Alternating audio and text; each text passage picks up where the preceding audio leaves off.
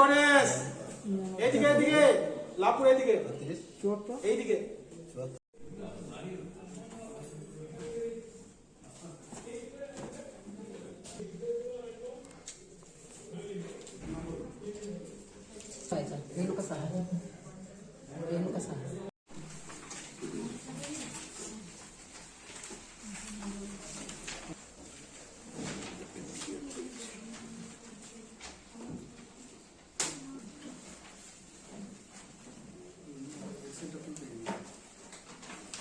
সভা এবং মহিলা সভা বেশ কিছুদিন যাবত এই নিয়ে আমরা অনেক কথা বলছি। এবছরের মিটিং করার কথা বা মহিলাদের নিয়ে মিটিং করার কথা, শিশুদের নিয়ে মিটিং করার কথা মনে হয়েছে। হয়তো কিছু কিছু জায়গায় হয়েছে, কিন্তু সব জায়গায় হয়তো আমার নাম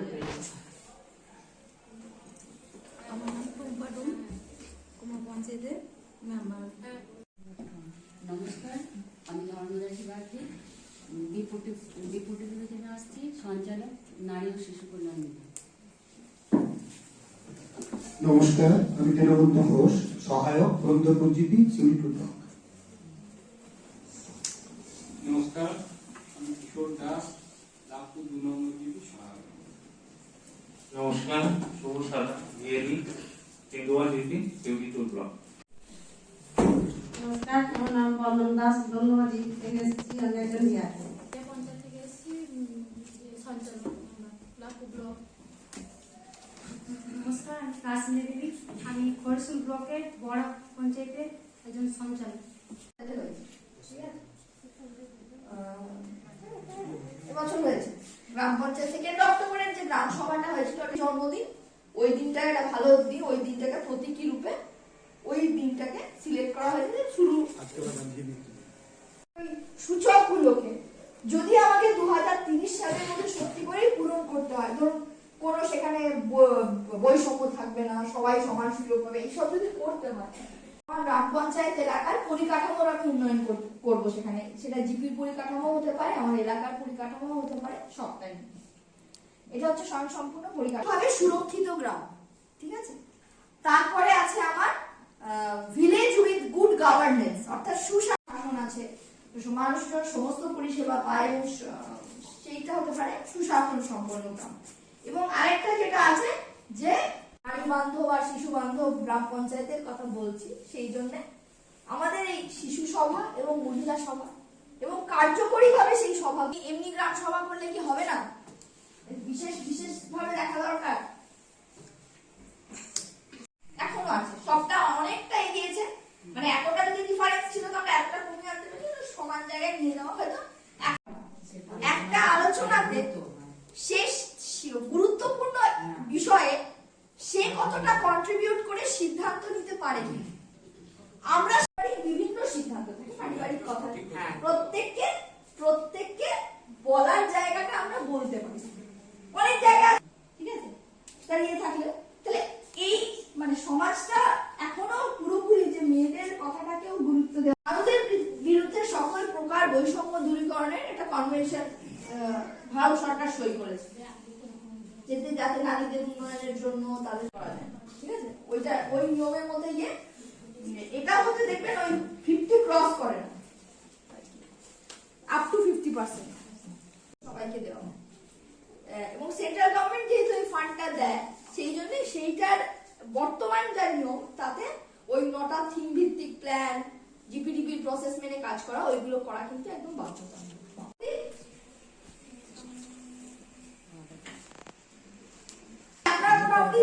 প্রধান অন্যান্য দপ্তরগুলোর কিন্তু বাস্তবে সেভাবে থাকে না, শুধু একটা জিপি বাদ, এক্সেপশন ছেড়ে দিলাম, কিন্তু জেনারেলি অন্যান্যগুলোর সাথে খুব বেশি ইয়ে থাকে।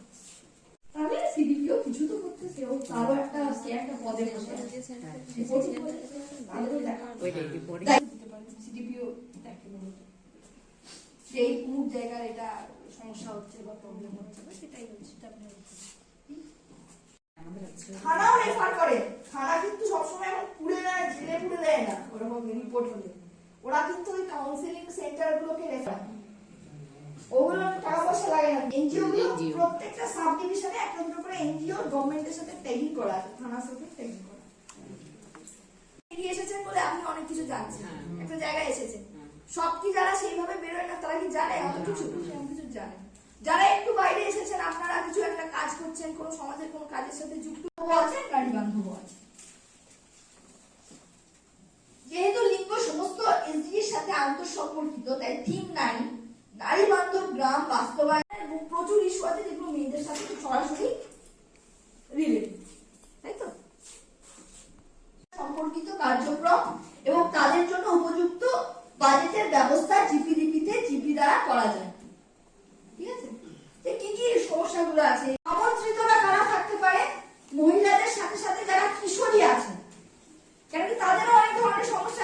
কিশোরীদের 10 থেকে 18 বছর, লাইন বিভাগের কর্মকর্তারা, বললাম লাইন ডিপার্টমেন্টের, হেলথের হোক, অঙ্গনবাড়ি হোক, এই ধরনের স্কুল হোক, প্রাইমারি স্কুল হোক, যেগুলো আপনার মনে হবে যাদেরকে ডাকলে ভালো হয়, তাদেরকে আমরা ডাকে ডাকায় কাজ করে, তাদের কর্মকর্তা বা তাদের কর্মীদেরও ডাকা যেতে পারে। পুলিশ